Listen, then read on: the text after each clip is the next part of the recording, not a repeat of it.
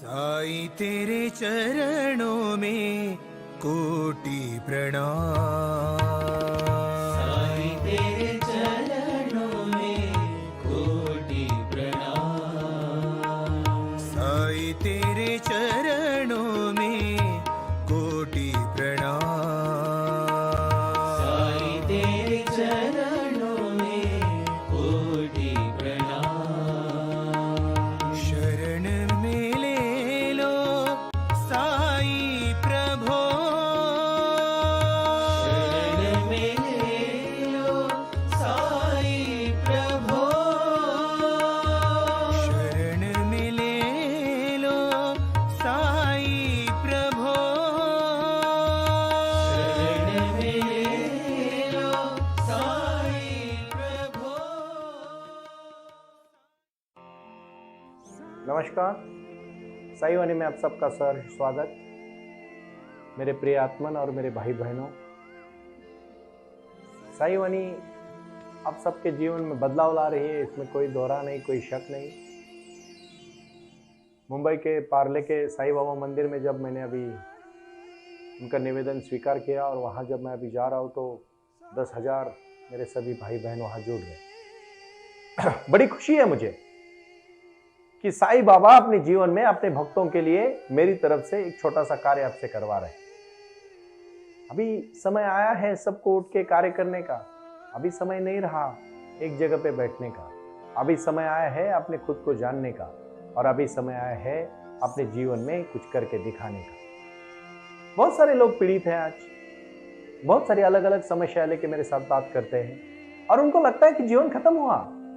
हम एक दिन ऐसे ही इतने बड़े एक राजा था। मैं कहानी से शुरुआत करूं, लेकिन उसके पहले कहना चाहता हूं इस कहानी से आप बोध लोगे और अपने खुद के जीवन में साई ध्यान करके बदलाव लाओगे। ये सुनील करपे जी का शब्द है कि आपके जीवन में बदलाव आएगा। साईं बाबा आपसे करवा रहे हैं, लेकिन आपको क्या करना पड़ेगा? ये कहानी को शांति से सुन के अपने खुद के जीवन में बदलाव लाना पड़ेगा। भाई और बहनों, शांति से समझो।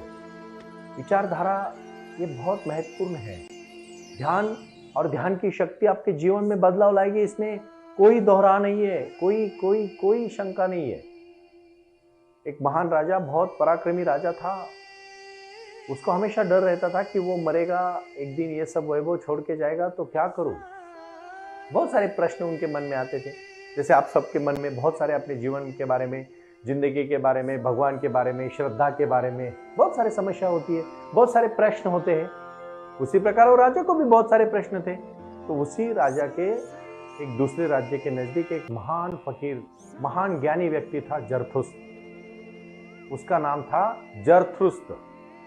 और जरथुस्त के पास जाके उसको समस्या का हल करना था।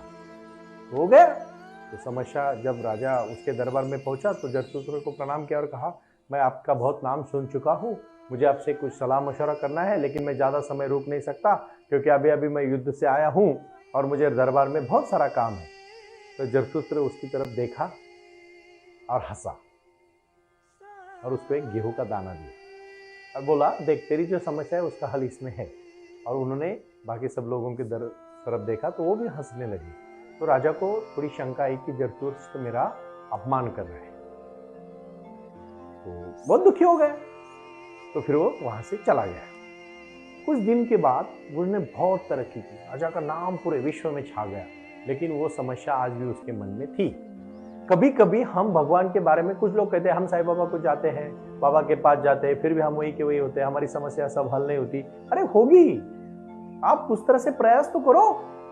ध्यान धारणा, साधना, समाधान, शांति के साथ आप जुड़ोगे तो ही बदलाव लाओगे। बदलाव ऐसे एक दिन में थोड़ी आएगा।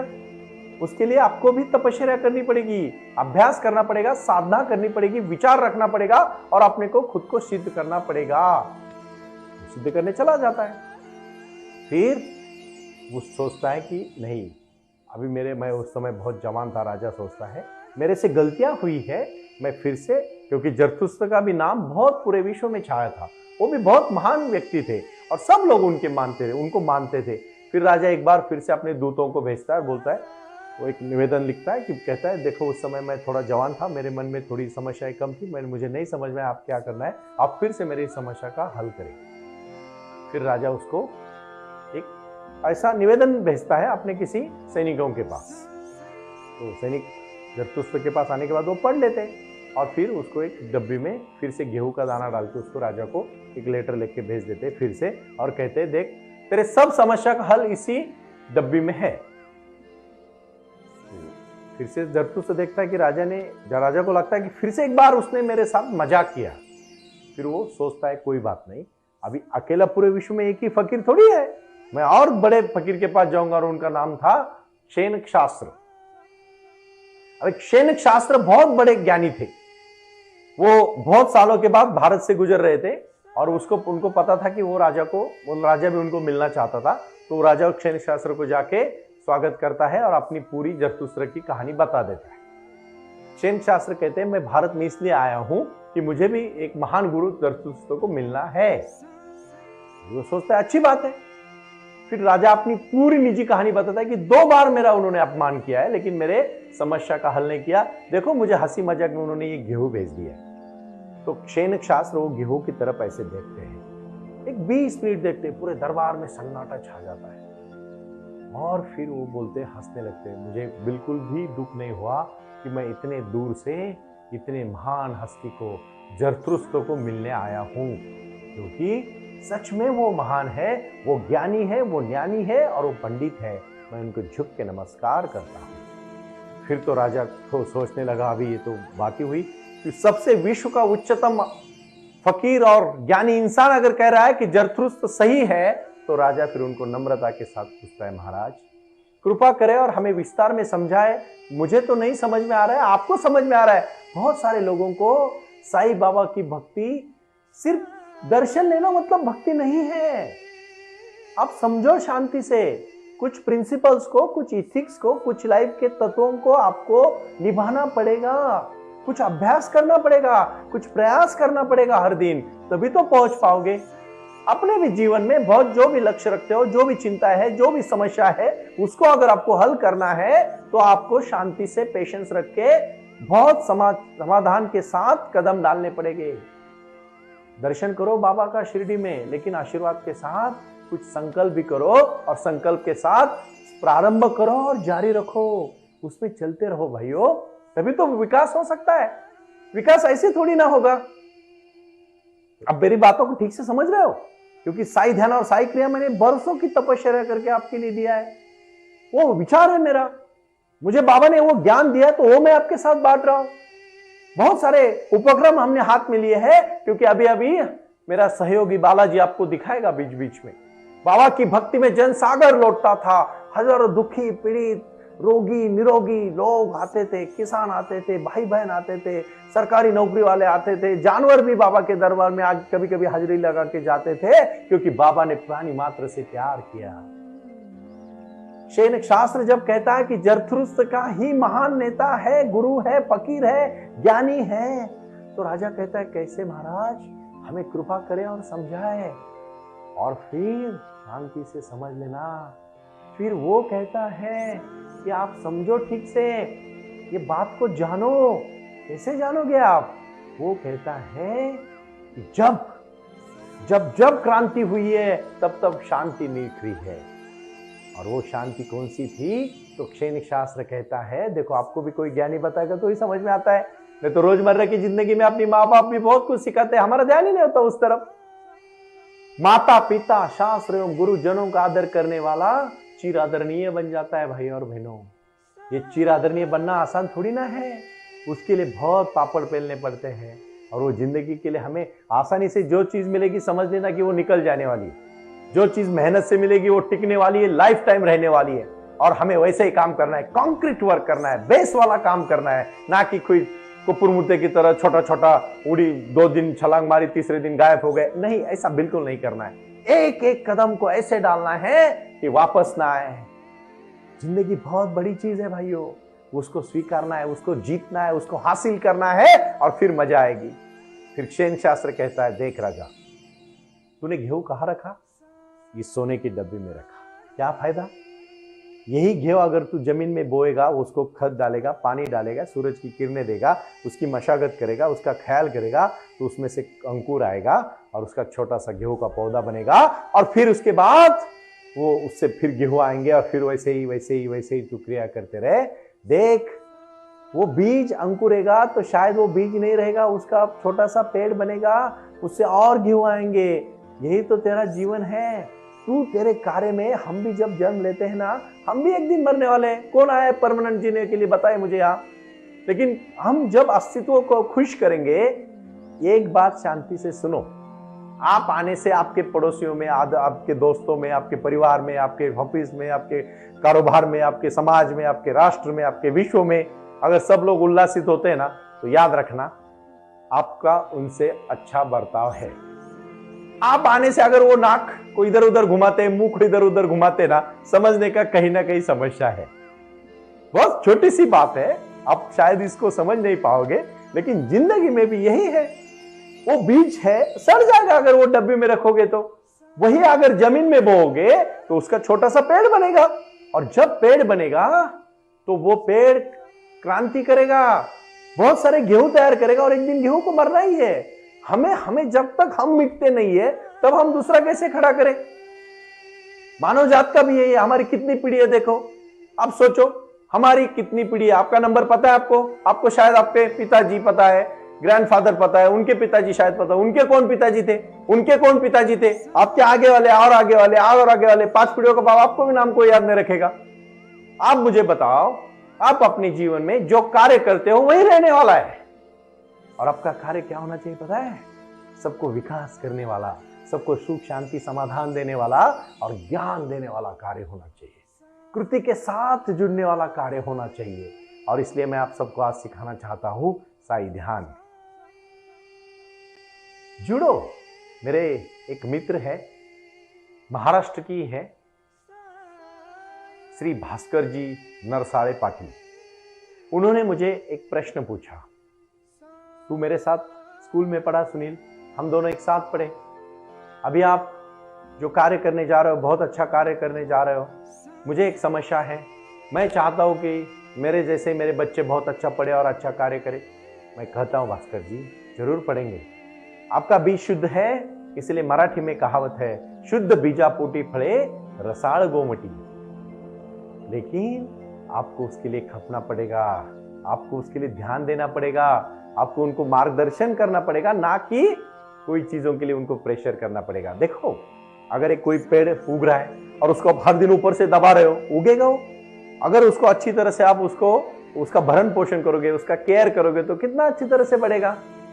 अभी तो आप न्यूज देखते हो ना कि जम्मू कश्मीर के अमरूद यानी जम्मू कश्मीर के एप्पल कहाँ है? महाराष्ट्र के एक छोटे से गांव में, तमिलनाडु के एक छोटे से गांव में आ गए। कितने लोगों ने तरक्की की साइंस की जैसे, लेकिन साइंस के जरिए आप तरक्की कर सकते हो, लेकिन साइंस के जरिए वो मिठास कहां से दे सकते हो? जो चीज जहां है ना वहां अच्छी लगती है। आप अपने जीवन में बड़ों का आदर करो, अपने भाई बहन का एक रिस्पेक्ट करो, और अपने जीवन में लक्ष्य तय करके आज ही बैठ जाओ साई ध्यान के लिए। साई ध्यान आपके जीवन में क्रांति लाएगा। ये साई ध्यान करने का दूसरा और बहुत महत्वपूर्ण गुरु मंत्र आज दे रहा हूं मैं, संकल्प लो। साई लक्ष्य और साई संकल्प, जीवन का लक्ष्य होना चाहिए, बस अभी कुछ नहीं, अभी जीवन का लक्ष्य है साई लक्ष्य।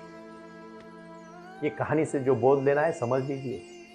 हर एक बार में हर एक चीज को मैं कहना चाहता हूं कि आपको एक एक कहानी के साथ अभी मेडिटेशन से जुड़ना है। पहले मैं 3-3 कहानियां बताता था, अभी मैं एक ही कहानी बताऊंगा। एक कहानी से बोध, और बोध से अपना कार्य आज से शुरू। नहीं तो भाषण तो होता रहेगा, आप वही के वही बैठ जाओगे, मैं तो पहुंच जाऊंगा, आप पीछे रह गए। ऐसा नहीं होना चाहिए, मुझे आपके साथ चलना है। मुझे आज सब प्रॉमिस करो, आप मेरे साथ हो ना? हाँ, मुझे आप सब साथ में चाहिए। और आज दूसरा है साई संकल्प। साई बाबा 3 जुलाई गुरु पूर्णिमा से मैं साई ध्यान के को जो प्रारंभ करने जा रहा हूं, उसके पहले मुझे आप सबको तैयार करना है, उठना है। अभी जो भी निगेटिव थॉट से निकाल के फेंकने हैं और पॉजिटिव थॉट के साथ चलना है, पॉजिटिव थॉट के साथ क्रांति करनी है। मैं अभी आपको एक छोटा सा भजन इसलिए सुनाना पसंद कर रहा हूं क्योंकि भजन से मन प्रसन्न होता है। भजन नहीं, ये प्रार्थना है। ये प्रार्थना साई की प्रार्थना है, साई ध्यान की प्रार्थना है और साई विचारों की प्रार्थना है। इसी विचारों के साथ अभी प्रारंभ करना है संकल्प के लिए। हे साई, मेरे जीवन में जो मुझे करना है उसके लिए मुझे शक्ति देना, और ये शक्ति मेरे कार्य की शक्ति है, मेरे प्रयासों की शक्ति है और मेरे जीवन में ऊर्जा लाने की शक्ति है। हे साई, मेरे सभी भक्तों का ख्याल करना और मेरे सभी भक्तों को उनके जीवन में जो करना है उनको उनका लक्ष्य पाने के लिए शक्ति, बुद्धि और एक समाचार, एक शक्ति के साथ उनको पॉजिटिव थॉट्स और सकारात्मक दृष्टि देना। हे साई, मेरे सभी भक्तों को अपनी जीवन में जो जो समस्या है उनका हल करने की शक्ति देना। कोई मेरी बहन अगर अपने पति से पीड़ित है तो उनके पति को अच्छा ज्ञान देना, कोई मेरा भाई अपने कार्य से पीड़ित है तो उसको वो अपना कार्य का दिशा देना, और कोई मेरा भाई जीवन में कुछ करना चाहता है तो उसको शक्ति देना, क्योंकि वो सब अभी साई वाणी से जुड़ रहे हैं। हे साई, मुझे प्रार्थना के माध्यम से आप सबको कहना है, भाई और बहनों, विचारधारा तो जुड़ेगी, लेकिन आज से एक चीज बहुत बहुत अहम है जो आज से आपको शुरू करनी है, और वो है हर दिन अपने कार्य के लिए अपने शक्ति को, अपने प्राणायाम को, आपके ध्यान को और अपने योगासन को शुरुआत करना है। मैं फिर से कहना चाहता हूं, मानसिक शक्ति को दृढ़ता के साथ जोड़ना है, और इसीलिए मैं अभी मेरे बुक्स की एक आपको मैंने जो 108 बुक्स लिखे हैं उसके कुछ बुक्स आपको अभी दिखेंगे। वो बुक्स आप हमारे ऑफिस से संपर्क करके खरीद सकते हैं। मेरी कोई आपको जबरदस्ती नहीं कि आप खरीदो ही, लेकिन याद रखना एक एक बुक आपका जीवन बदल देगा, क्योंकि यही बुक्स आपके जीवन में क्रांति और दिशा देने का काम कर रहे हैं, और ये साईं बाबा का मुझे मिला हुआ आशीर्वाद है। मैं ना किसी की नकल करता हूं, ना कभी करूंगा। जो मुझे ज्ञान मिल रहा है मैं आपके सामने रखना चाहता हूं, क्योंकि मानवता ही मेरा धर्म है, और मेरी भाई और मेरा बहन यही मेरे आदर्श है, जिनके लिए साईं बाबा कार्य कर रहे हैं। उन्होंने कहीं मंदिर मस्जिद में बैठ के काम नहीं किया, उन्होंने लोगों में जाके काम किया है, और लोगों के जीवन में बदलाव लाना यही हमारी प्रार्थना है, यही हमारी मनीषा है। और हमारा तीसरा और बहुत महत्वपूर्ण चरण है, अपनी जीवन में कार्य को मास्टर प्लान करके और नियोजन करके उसको शुरू करना, आज का प्रारंभ करना और जारी रखना। यह है संकल्प को तय करो। बोध कथा का मतलब है, इतना महान राजा भी मृत्यु से डरता था, उसको कारण मिला कि बीज बोओगे तो उग जाओगे। हमें भी अपने जीवन में कार्य करके बरसना है, इतना बरसना है कि सब तृप्ति शांत हो जाए, सब पृथ्वी शांत हो जाए, और तृप्त होके हमें वो शक्ति मिले जो हमारे आगे की पीढ़ियों के लिए काम आएगी। इसलिए मैंने कहा था, गुलमोहर का पेड़ लगाने वाला इंसान, 80 साल का इंसान जब पेड़ लगा रहा था, उस पेड़ को बढ़ने को 30 साल लगते थे। किसी ने पूछा, आप तो नहीं रहोगे पेड़, तो अभी क्यों लगा रहे? उन्होंने कहा, जो पेड़ मैं आज देख रहा हूं मेरे पिछली पीढ़ी ने लगा हुए, ये पेड़ जब आगे वाली मेरी पीढ़ी देखेगी तो उनके लिए मैं पेड़ लगा रहा हूं। अपना जीवन भी आगे वाले के लिए दिशा हो, और पीछे वाले के लिए उनका कार्य जो बचा है वो हम करेंगे। इसीलिए मैं फिर से कहूंगा, साई वाणी ही आपके जीवन को दिशा देने वाली एक ऐसा महत्वपूर्ण विषय है। ये मनोरंजन नहीं है, ये कोई कथा वाचन नहीं है, ये कोई किसी को मनोरंजन या कोई को ज्ञान देने के लिए नहीं है। आपके जीवन में बदलाव लाने के लिए और आपके जीवन में क्रांति लाने के लिए मुझे बाबा ने जो आशीर्वाद दिया, मैं आप सबके सामने साझा कर रहा हूं। और आखिरी में मैं इतना ही कहना चाहता हूं, उठो, फूलों से हंसी मुस्कान हो आपकी, चांद सितारों से भी ज्यादा शान हो आपकी। मेरी जिंदगी की बस एक ही है आसरत, आसमान से भी ऊंची उड़ान हो आपकी, आसमान से भी ऊंची उड़ान हो आपकी। प्रणाम।